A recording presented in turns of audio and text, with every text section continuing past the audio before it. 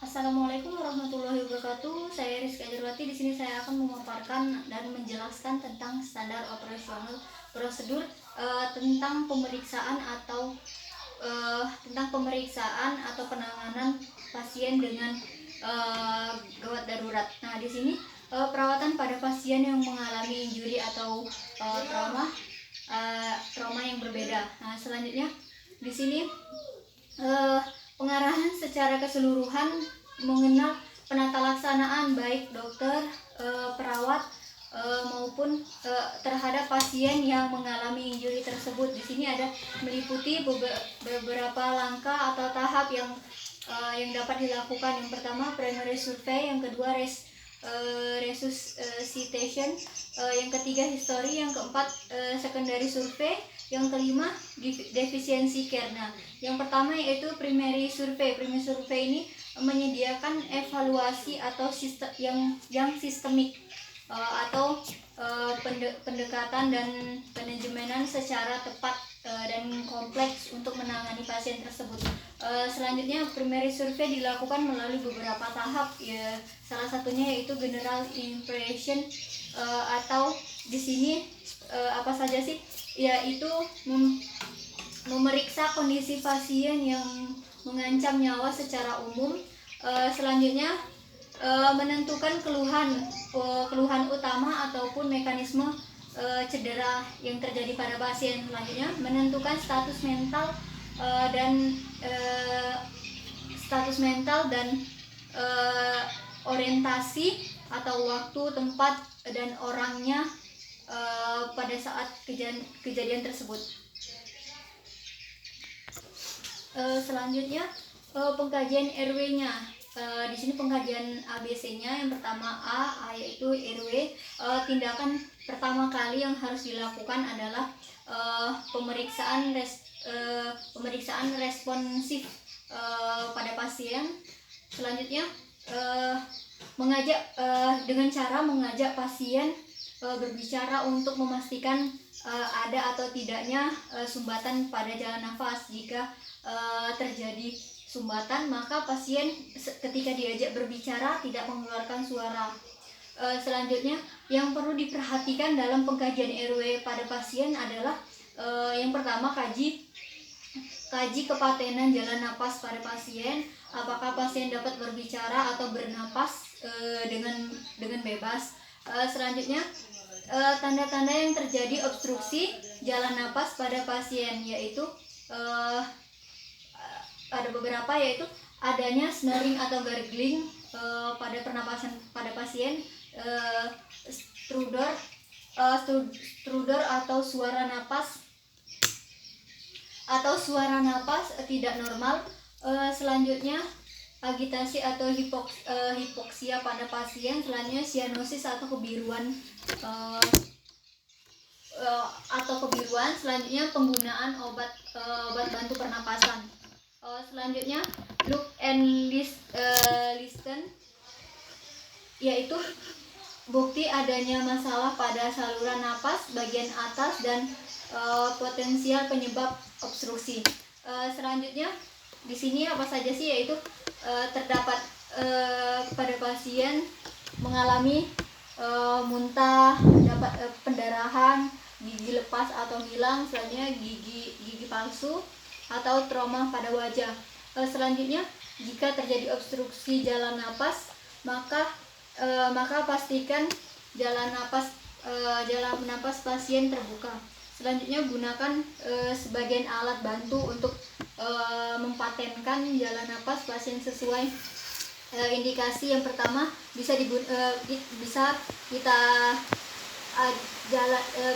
gunakan dengan chin lift atau jaw thrust pada pasien apabila tidak ada indikasi pada bagian tulang belakang kepala. Selanjutnya lakukan suction jika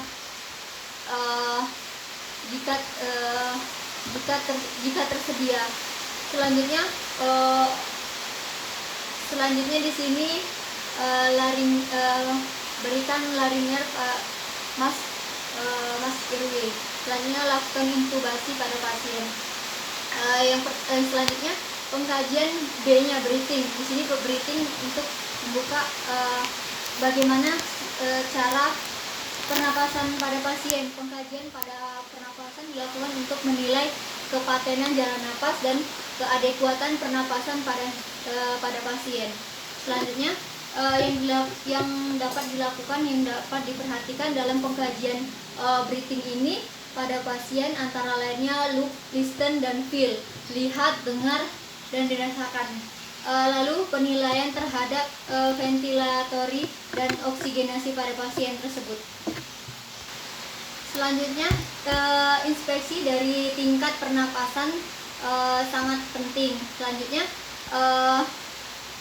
di sini selanjutnya palpasi untuk adanya pergerakan di bagian trakea, fraktur raling di bagian iga. Selanjutnya untuk mendiagnosa dan perfusi, pergunaan untuk mendiagnosa hemotoraks atau pneumotoraks pada pasien tersebut atau memiliki gejala-gejala yang patut dicurigai. Selanjutnya auskultasi untuk adanya suara yang tidak abnormal pada dinding dada.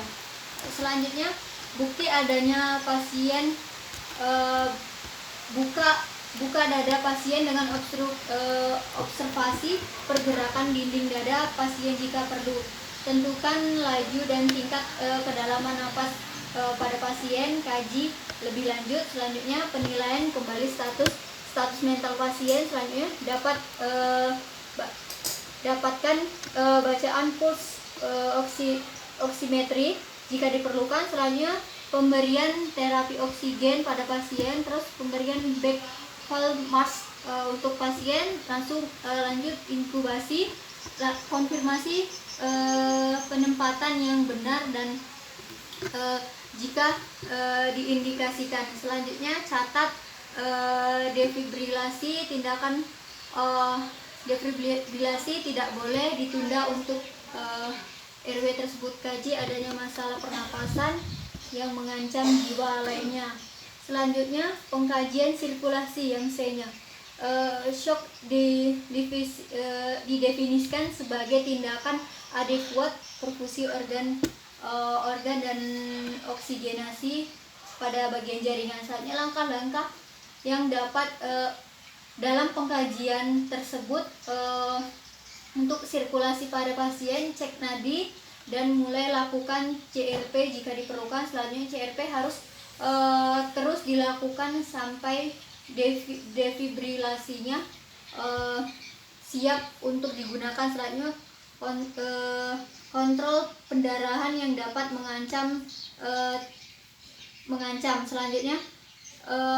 Selanjutnya palpasi nadi radialis jika diperlukan. Selanjutnya menentukan ada atau tidaknya. Selanjutnya menilai kualitas secara umum. Selanjutnya regulatori. Selanjutnya identifikasi rute lambat, normal, atau cepat pada sirkulasi pada pernapasan pada pasien. Selanjutnya kaji kulit untuk melihat adanya tanda-tanda hipoperfusi atau hipoksia. Selanjutnya lakukan treatment terhadap hipoperfusi. Yang selanjutnya yang E yaitu pengkajian level of constipation dan distabilisis. Selanjutnya A yaitu alergi, yaitu respon suara dengan tepat, misalnya mematuhi perintah yang diberikan.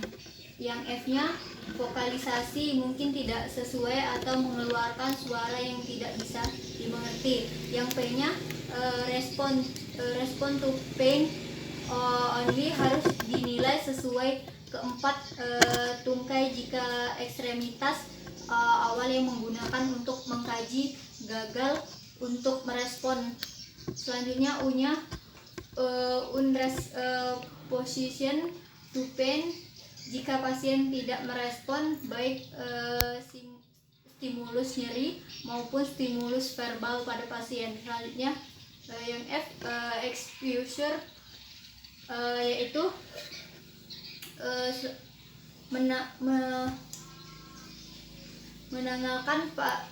mengenalkan pakaian pasien, selanjutnya dan memeriksa cedera pada pasien dalam situasi yang diduga telah terjadi mekanisme trauma yang mengancam jiwa pada pasien, yaitu bisa lakukan pemeriksaan bagian kepala, leher, dan ekstremitas pada pasien. Selanjutnya